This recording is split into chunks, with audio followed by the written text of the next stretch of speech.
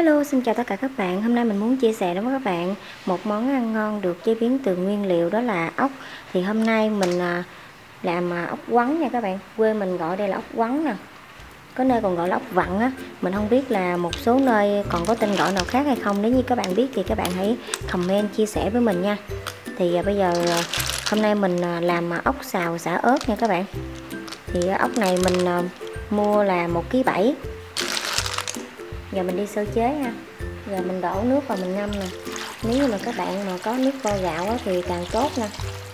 Giờ mình đi ngâm ốc trong khoảng thời gian đó là 2 đến 3 tiếng đồng hồ để cho nó sạch đất cát nha.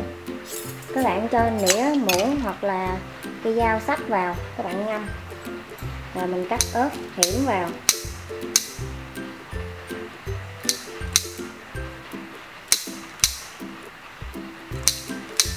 Rồi ốc sau khi các bạn đã ngâm ở trong nước trong khoảng thời gian là 3 tiếng đồng hồ cho nó sạch đất cát, sau đó thì các bạn sẽ chà rửa cho thật sạch nha. Bây giờ mình cho hết vào trong nồi. Rồi bây giờ các bạn cho sả, đây là lá sả nè. Tiếp đến cho vào đây gừng cắt lát, cho vào đây 1 muỗng vuông cà phê muối. Rồi cho nước vô để mình luộc. Các bạn có thể là đậy nắp lại để cho nước nó nhanh sôi ha. Ốc chỉ cần sôi bùng lên là các bạn tắt bếp được rồi. Rồi các bạn, ốc đã sôi bùng lên như thế này, mình tắt bếp nha. Rồi ốc mình đã trút ra ngoài rổ như thế này ha các bạn. Có thể là rửa sơ qua nước để cho nó sạch hết những cái bọt dơ nè. Tiếp đến các bạn bắt chảo lên bếp, cho vào đây 2 muỗng canh dầu ăn. Rồi dầu đã nóng, các bạn sẽ cho 1 muỗng canh hành tím băm, 1 muỗng canh tỏi băm,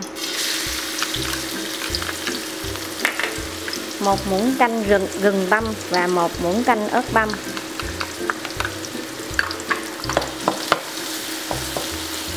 Rồi cuối cùng các bạn sẽ cho vào đây là 4 cây sả các bạn băm nhuyễn. Món này mình cho sả nó nhiều thì nó sẽ ngon nha các bạn.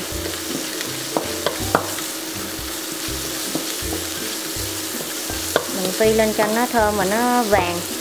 Rồi tỏi xả đã thơm và vàng, giờ mình cho vào đây 300 ml nước lọc. Các bạn để mức lửa nhỏ vừa để mình nêm nếm gia vị.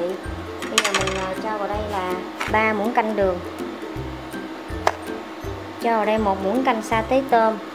Rồi nước mắm 3 muỗng canh. Tiếp tục cho vào đây nửa muỗng canh hạt nêm.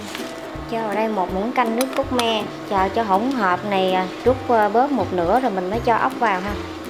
Hôm nay mình làm tới 1,7 kg ốc nha các bạn. Rồi hỗn hợp nước sốt cũng đã rút bớt một nửa, bây giờ mình cho ốc vào ha các bạn.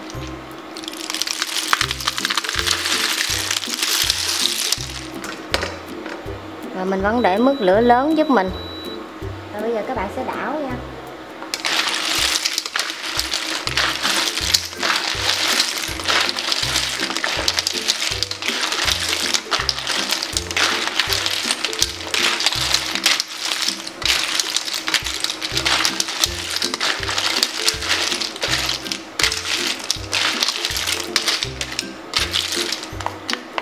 Rồi mình đảo đều thế này, mình để mức lửa lớn. Mình sẽ nấu cho đến khi ốc nó thấm đều gia vị và ốc chín hoàn toàn. Thì mình sẽ tắt bếp ha. Rồi ốc đã chín ha các bạn. Bây giờ mình cho ớt sắc lát vào nè, cũng như là vài lá chanh. Rồi cuối cùng sẽ là rau răm. Rắc lên đây một ít bột ngọt. Tắt bếp rồi mới cho bột ngọt nha, khoảng 1 muỗng cà phê. Rồi như vậy là xong rồi, mình đảo đều lại một lần nữa, mình cho ra đĩa thưởng thức ha các bạn. Rất là ngon luôn nha, không thua gì ngoài tiệm bán đâu các bạn. Hôm nay làm rất là nhiều. Rồi mình chúc cho tất cả các bạn sẽ thành công với công thức làm món ốc xào xả ớt này nha các bạn. Nếu như các bạn cảm thấy yêu thích, đừng quên like và đăng ký kênh ủng hộ cho mình, cũng như là chia sẻ cho thật nhiều bạn bè để biết thêm một công thức nữa về cách làm món ốc xào xả ớt. Cảm ơn tất cả các bạn đã theo dõi. Hẹn gặp lại các bạn vào những món ăn ngon tiếp theo. Bye bye.